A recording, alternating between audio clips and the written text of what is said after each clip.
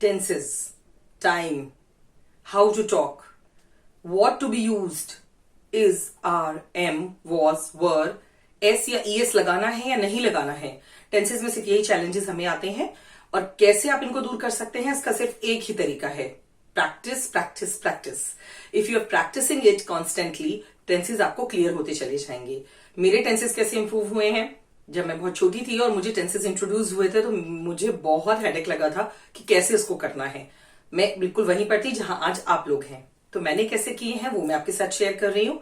As a teacher मैंने कैसे अपने बच्चों के टेंसेस इंप्रूव करवाए हैं वो भी मैं आपसे आज एक्सपीरियंस शेयर कर रही हूँ। फर्स्ट ऑफ ऑल अपने टेंसेस को आपको फिंगर्स पे रखना है, टिप्स पे रखना है कि कौन कौन से होते हैं। So there are 12 tenses. 4 हैं लेकिन उनके सारे टाइप्स मिलाकर उसके जो 4 होते हैं वो 12 टेंसेस होते हैं। Simple present, simple past, simple future और उनके 4 सेंटेंसेस। लेकिन इन टेंसेस की प्रैक्टिस के लिए एक और की पॉइंट है जो मैं आज की वीडियो में आपको रिवाइज कराने जा रही हूं, आपके साथ डिस्कस करने जा रही हूं। विद एग्जांपल्स मैं डिस्कस करूंगी, विद रूल्स भी मैं आपको साथ साथ समझाऊंगी। प्लीज ध्यान से सुनिएगा और इनको प्रैक्टिस कीजिएगा। ये वीडियो के जो पार्ट्स हैं 2 या 3 जो भी बनेंगे वो आपको मिल जाएंगे, लेकिन इसकी प्रैक्टिस आप बहुत अच्छे से कीजिए अगर आपको अच्छी इंग्लिश और करेक्ट इंग्लिश बोलनी है। तो आज हम अपने सारे टेंसेस स्टार्ट करते हैं, लेकिन इस टेंसेस में एक खास बात है। मैं आपको जैसे टेंसेस लूंगी, प्रेजेंट टेंस लिया, उसके 4 पार्ट्स तो मैं लूंगी ही लूंगी। Simple present, present continuous, present perfect and present perfect continuous, ये 4 पार्ट्स हैं। इनके अंदर एक और चीज होती है जो हम लोग कई बार मिस करते हैं या हमारे सिर्फ बुक्स में मिलती है। वो है हर एक टेंस में हमें पॉजिटिव, नेगेटिव एंड इंट्रोगेटिव, ये तीनों टेंसेस बनाने होते हैं। तो आज के इस टेंसेस सेशन में मैं वो तीनों की प्रैक्टिस भी आपके साथ करूंगी और आपको भी इस वीडियो को देखकर वो प्रैक्टिस करनी है। चलिए क्विकली स्टार्ट करते हैं और अपना फर्स्ट टेंस लेते हैं which is simple present tense. और सिंपल प्रेजेंट टेंस का पहले लेते हैं पॉजिटिव। सिंपल प्रेजेंट टेंस का पॉजिटिव का हमारा फर्स्ट एग्जांपल है she reads magazines. She singular है इसलिए मैंने रीड्स यूज किया है। तो क्या सीखा हमने? सिंपल प्रेजेंट में पॉजिटिव में सिंगुलर वर्ब के साथ एस लगता है, एस या ईएस लगता है। अब हम इसका प्लूरल एग्जांपल लेते हैं, दे यानी कि वो। दे रीड मैगजीन्स, वो मैगजीन पढ़ते हैं। वो प्लूरल हो गया तो रीड में से एस या ईएस हट गया है, नहीं है। Right now let's go to the words in negative. She does not read magazine, वो मैगजीन्स नहीं पढ़ती है। अब नहीं के साथ डज आ गया है, रीड में एस या ईएस नहीं लगेगा। तो यानी कि हमने क्या सीखा? नेगेटिव टेंसेस में शी के साथ यानी सिंगुलर के साथ डज आता है। Let's go to the next example, plural. They do not read magazine, वो मैगजीन्स नहीं पढ़ते हैं। So they do not, she does not, they do not. Plural के साथ डू नॉट एंड सिंगुलर के साथ डज नॉट आता है। अब आते हैं इंट्रोगेटिव पे। डज शी रीड मैगजीन्स, क्या वो मैगजीन्स पढ़ती है? वॉट डज शी रीड, वो क्या पढ़ती है? डू दे रीड मैगजीन्स, क्या वो मैगजीन्स पढ़ते हैं? वॉट डू दे रीड, वो क्या पढ़ते हैं? अब आप इस पे ध्यान दीजिएगा, मैंने 4 एग्जाम्पल दिए हैं। डज शी रीड, डज पहले आ गया, जो हमने नेगेटिव में शी के बाद लगाया था वो इंट्रोगेटिव में पहले आया क्योंकि हम क्वेश्चन पूछ रहे हैं। तो द रूल इज, जब हम क्वेश्चंस पूछते हैं, सिंपल प्रेजेंट टेंस की मैं बात कर रही हूं, जब हम क्वेश्चंस पूछते हैं तो do, does and question words पहले आते हैं। अगर आपका question word what, where, when, who आ रहा है तो उसके बाद डू, डज आएंगे क्योंकि ये हेल्पिंग वर्ब्स होती हैं। डज शी रीड मैगजीन, क्या वो मैगजीन पढ़ती है? अगर क्या से वाक्य शुरू हो रहा है तो आप लिखेंगे डू या डज को सबसे पहले। व्हाट डज शी रीड, वह क्या पढ़ती है? अगर क्या बाद में आ रहा है तो उसकी इंग्लिश सबसे पहले आएगी। ये हमने इस रूल में सीखा। सिंपल प्रेजेंट टेंस के पॉजिटिव, नेगेटिव, इंट्रोगेटिव, इनके एग्जांपल्स मैंने आपके साथ शेयर किए हैं। अब मूव करते हैं प्रेजेंट कंटिन्यूअस टेंस की तरफ। कंटिन्यूअस का मतलब ही होता है कि वो काम अभी भी चल रहा है, हो रहा है। इसका पॉजिटिव एग्जांपल होगा I am going to the school, मैं स्कूल जा रहा हूं या जा रही हूं। We are going to the market, हम मार्केट जा रहे हैं। She is going to the temple, वो टेम्पल जा रही है। अब नोट कीजिएगा, आई के साथ एम एंड वर्ब में आईएनजी, वी आर प्लूरल के साथ आर और वर्ब में आईएनजी, शी सिंगुलर के साथ is and going, GOING verb में आईएनजी। यानी कि इसमें हमने क्या सीखा, पॉजिटिव में इज एम आर का यूज होगा according to singular plural I, right, और वर्ब में आईएनजी आएगा ही आएगा, वो तीनों में कॉमन है। अब मूव करते हैं नेगेटिव की तरफ। सिंपल है, बहुत simple. I am not going to school, आपकी हेल्पिंग वर्ब और वर्ब के बीच में आ जाएगा not. We are not going to the market, she is not going to the temple. So इसमें आईएनजी आना ही आना है, बहुत आसान है ये, सबसे आसान सबसे इजी कंटिन्यूअस टेंसेस ही होते हैं। सो आई के साथ एम लग गया, वी के साथ आर और शी के साथ is. Now interrogative, am I not going to the school, क्या मैं स्कूल नहीं जा रहा हूं। सो अगर आपका क्वेश्चन वर्ड्स है, जैसे मैंने आपको पिछले सेंटेंसेस में बताया था सिंपल में कि डू डज पहले आ जाते हैं, इसमें भी इज एम आर सबसे पहले आ जाएंगे। अगर क्वेश्चन वर्ड आएगा तो व्हाट हु वेयर के बाद आपकी हेल्पिंग वर्ब आएगी। Where are we going, this is the example. Where are, पहले वेयर क्वेश्चन वर्ड आया है, फिर इज आर एम आएंगे और फिर बाकी का सेंटेंस आपका सब्जेक्ट एंड ऑब्जेक्ट आएगा। Where are we going, is she going to the temple, क्या वह टेम्पल जा रही है।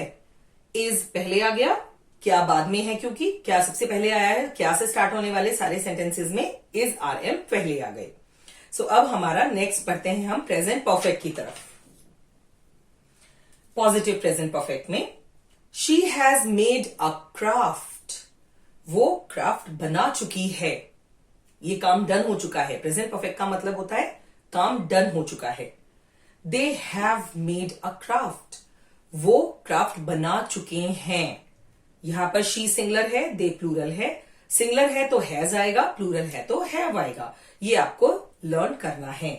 और इसके साथ वर्ब की थर्ड फॉर्म आएगी। प्रेजेंट परफेक्ट भी बहुत सिंपल होते हैं फ्रेंड्स, आपको हमेशा याद रखना है कि जो परफेक्ट टेंसेस होते हैं उनमें हमेशा थर्ड फॉर्म आती है और हैज और हैव का यूज होता है प्रेजेंट परफेक्ट में। Negative, she has not made a craft, they have not made a craft या द क्राफ्ट, दोनों करेक्ट हो जाएगा। सो अगेन सिंगुलर के साथ हैज नॉट एंड प्लूरल के साथ हैव नॉट। इंट्रोगेटिव, वही चीज बिल्कुल अप्लाई होगी। अगर आपका क्वेश्चन वर्ड क्या शुरू में आ गया है तो हैज और हैव पहले आ जाएंगे। Has she made a craft, क्या वह क्राफ्ट बना चुकी है। Have they not made a craft, क्या वो क्राफ्ट नहीं बना चुके हैं। वॉट हैव दे मेड, वो क्या बना चुके हैं, राइट तो वॉट कहां पे आया है अब आपको क्लियर हुआ होगा। सभी में हेल्पिंग वर्ब आपके वॉट वर्ड के बाद आएगी, अदरवाइज सबसे पहले आएगी अगर क्या आपके पहले आ रहा है। Now let's go towards present perfect continuous tense. इसमें क्या होता है, काम कुछ काम हो चुका है लेकिन कुछ अभी भी अधूरा है, जारी है। पॉजिटिव लेते हैं, we have been running for last 2 hours। We plural है तो हैव आएगा और साथ में बीन लगेगा और आपकी वर्ब में आईएनजी, क्योंकि इसमें कंटिन्यूअस का रूल भी अप्लाई होगा और इसके साथ प्रेजेंट परफेक्ट का रूल भी अप्लाई होगा। We have been running for last 2 hours, हम पिछले 2 घंटे से भाग रहे होंगे, तो यहां पर ये वाली भाग चुके होंगे, 2 घंटे तक भाग चुके होंगे।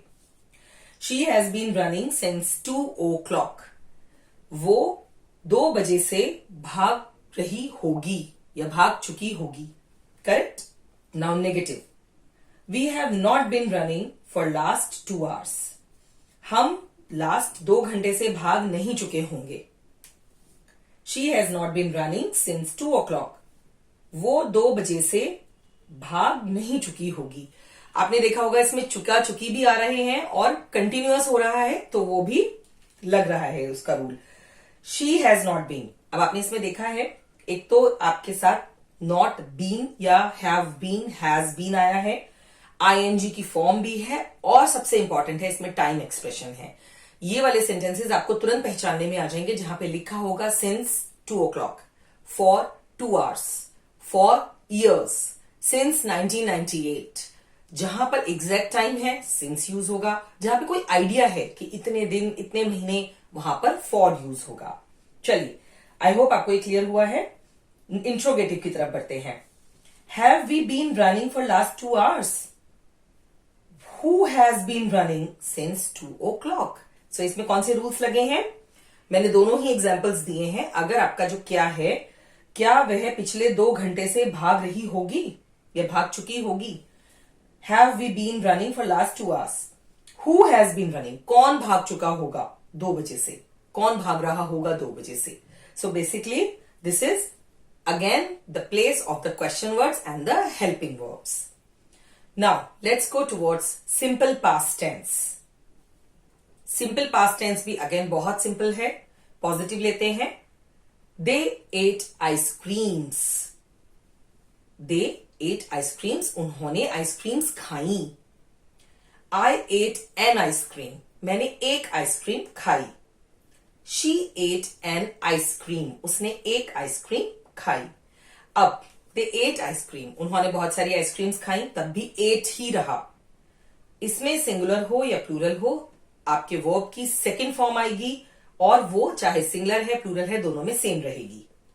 नेगेटिव में they did not eat ice creams. उन्होंने आइसक्रीम्स नहीं खाई।